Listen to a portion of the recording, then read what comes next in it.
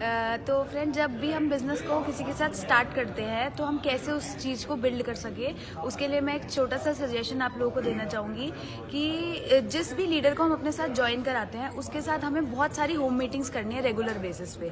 और मैं क्या करती हूँ, मैं अपना ना डेज डिवाइड कर देती हूँ। मान लो मेरी 6 डाउनलाइन बनी नहीं, तो मैंने 6 के 6 को ना दिन डिवाइड कर दिया कि मंडे आपका, ट्यूसडे आपका, वेडनेसडे आपका, जिससे कि ना उसको पहले से ही पता रहता है कि अक्षी मैम हर मंडे को हमारे साथ होंगी, तो वो पहले से सारी चीज़ों को फिक्स अप करके रखता है, लोगों के साथ अपॉइंटमेंट फिक्स करके रखता है। जैसे उनको ये पता रहता है कि 11 से 12 हम इससे मीटिंग करेंगे, 12 से 1 हम इससे मीटिंग करेंगे, फिर 3 से 4 बजे तक हम इससे मीटिंग करेंगे, तो उससे ना होम मीटिंग्स अलाइन रहती है। और मान लो मैंने किसी डाउनलाइन को हर मंडे का दिन दे दिया, तो अब मैं क्या कर सकती हूँ, अब मैं उनको ना धमकी दे सकती हूँ कि अगर मैं आपके लिए हर मंडे आ रही हूँ तो आपको मेरे लिए मंथ में एक बार जो बड़ा सेमिनार है, अगर आपने उसको मिस कर दिया तो फिर मैं आपकी होम मीटिंग करने नहीं आऊंगी। उससे क्या होता है कि बंदे को लगता है यार, जब मेरा काम बढ़ रहा है, लोगों के ऑर्डर आ रहे हैं, आधार कार्ड मेरे साथ लग रहे हैं, और अगर अक्षी ने आना बंद कर दिया तो फिर मेरा काम कैसे चलेगा।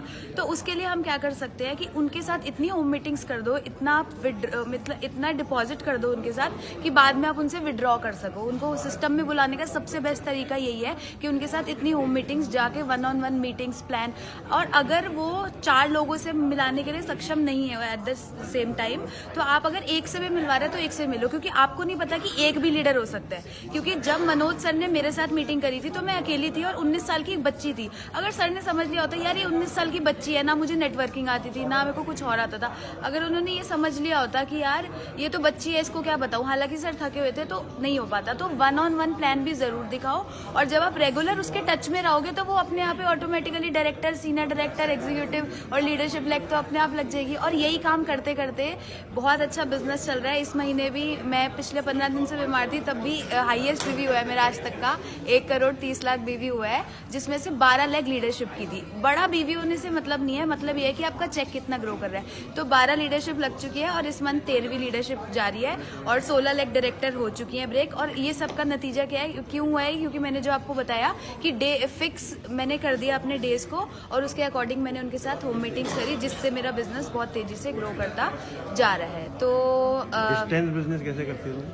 डिस्टेंस बिजनेस या तो मैं स्टार्ट नहीं करती, और अगर मैं स्टार्ट कर लेती हूँ तो फिर वहाँ पर रेगुलर जाने का एक नियम बनाती हूँ, जब मुझे दिख रहा होता है कि वहाँ पर कुछ काम हो सकता है। जैसे पिछले 4 सालों से मैं चंडीगढ़ जा रही हूँ, वहाँ से ना कोई बिजनेस नहीं आ रहा था, लेकिन जो हमारे तरुण सर है वो सिखाते हैं कि अगर आपका कोई बिजनेस नहीं भी आ रहा ना, आप जाकर ना चाय पी लो बस उसके साथ। मतलब आप ये लगा लो कि मैंने 3 साल तक तो वहाँ चाय पी है। और अब बड़ी अच्छी न्यूज़ है कि मेरी टीम में चंडीगढ़ के अंदर पहली गाड़ी आ चुकी है, अर्टिगा गाड़ी 12 लाख रुपए की, तो जिसके लिए मैं 4 साल से मैंने स्ट्रगल किया। हालांकि जिसकी गाड़ी आई है वो मेरे ख्याल 1 साल पुरानी है, लेकिन मैं 4 साल से जा रही थी, तो भगवान ने मुझे उस हिसाब से रिजल्ट दिया।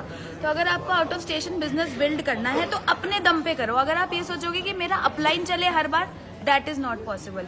आपको क्या करना होगा, अपने आप वहां पर जाकर बिल्ड करना होगा। अगर आप ये सोचो अपलाइन चलेगा तो आप वहां पर बिजनेस को खत्म करने की कोशिश कर रहे हो, क्योंकि अपलाइन हर बार आपके साथ आउट ऑफ स्टेशन नहीं जाएगा। आपको खुद वहां पर जाकर बिल्ड करना है। अगर आप खुद बिल्ड कर सको तो ही आउट ऑफ स्टेशन स्टार्ट करना, वरना खत्म हो जाता है। मैंने शुरू में मनोज सर से बहुत वो करी कि सर चलो ना चंडीगढ़ चलते हैं बिजनेस करने। सर बोलते तुम दोबारा नहीं जा पाओगी, मत करो। मैंने जिद करके उनको ले गई और 2-3 महीने गई, वहां बिजनेस खत्म हो गया। तब समझ में आई कि अब जब चंडीगढ़ जब भी स्टार्ट करूंगी, महीने में 1 बार जाऊंगी, चाहे वहां बिजनेस हो चाहे वहां पे बिजनेस ना हो, मुझे वहां रेगुलर जाना है। सुबह 4 बजे रोडवेज की बस में बैठकर ठंड में गई, गर्मी में गई, बरसात में गई, लेकिन उसका रिजल्ट क्या आया कि अब वहां बड़ी तेजी से बिजनेस ग्रो कर रहा है, और वहां भी 2 लीडरशिप की लेग लग चुकी है। तो बहुत अच्छा लग रहा है और बहुत मजा आ रहा है। और जो मेरा टारगेट है वो ये है कि मुझे अगले आने वाले 5 सालों में 100 लीडरशिप की लेग्स क्रिएट करनी है, और 100 बढ़िया लीडर्स क्रिएट करने हैं जिनकी लाइफ में बहुत अच्छा, मतलब लाख रुपए तो एटलीस्ट उनकी इनकम हो 100 लोगों की,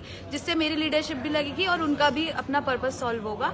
और ये करके मुझे उम्मीद है कि करीबन 1 करोड़ का चेक आ सकता है, और 1 करोड़ नहीं भी आया, 80 लाख भी आ गया तो भी मेरा गुजारा हो सकता है। Thank you so much.